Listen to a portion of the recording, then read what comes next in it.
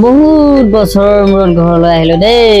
ঋষি বৰা মোক ঠিকে কৈছিলে, সেইবাবে মই পানীপুৰি বেছি আজি মই পানীপুৰি ইণ্ডাষ্ট্ৰি খুলি দিলো। কিন্তু মোৰ মনত অলপো অহংকাৰ ভাৱ নাই দেই। বহুতো কষ্ট কৰিছিলো অৱশ্যে, কষ্টৰ ফল আজি পাই গলো। দীপক, আমাৰ ওদালগুৰিৰ অৰ্ডাৰখিনি ডেলিভাৰ্ড হৈছেনে? স্যাৰ হোৱা নাই, অলপ পেকেজিং বাকী আছে। আচ্ছা, দীপাংকৰ ক'ত গ'ল পিছে? দীপাংকৰ স্যাৰ পানীৰ চাইডত গৈছে। হয় নেকি?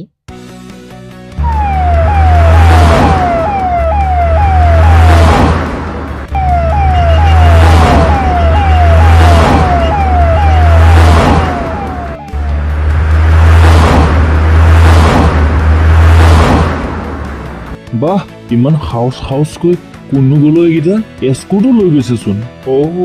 এইজন ৰামু হয় চাগে, টংলাৰ পানীপুৰি ইণ্ডাষ্ট্ৰীৰ মালিকজন।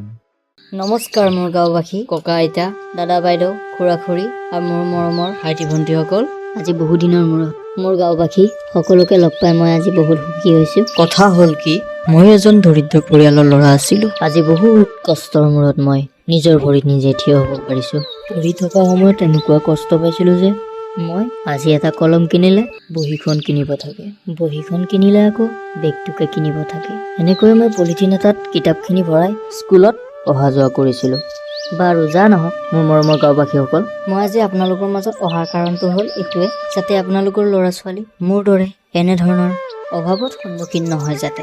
আৰু আপোনালোকক ক'বলৈ পাই মই অতি সুখী হৈছোঁ যে যোৱা এবছৰত আমাৰ পানীপুৰি ইণ্ডাষ্ট্ৰীয়ে 120 কোটি টকা লাভৱান হৈছে, আৰু তাৰে 4 কোটি টকা মোৰ গাঁৱৰ উন্নয়নৰ নামত মই ব্যৱহাৰ কৰিম বুলি ভাবিছোঁ। আৰু আপোনালোকৰ ল'ৰা ছোৱালীক মই আজিৰ পৰা এই অভাৱ মই আহিবলৈ নিদিওঁ।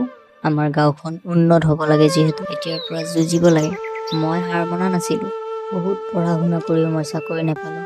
আপোনালোকৰ ল'ৰা ছোৱালীক পঢ়া শুনা কৰাই যাতে ভাল এটা চাকৰি পাবলৈ সক্ষম হয়, তাৰ বাবে মোৰ তৰফৰ পৰা মোৰ গাঁওবাসীলৈ মৰম আৰু আশীৰ্বাদ থাকিলে।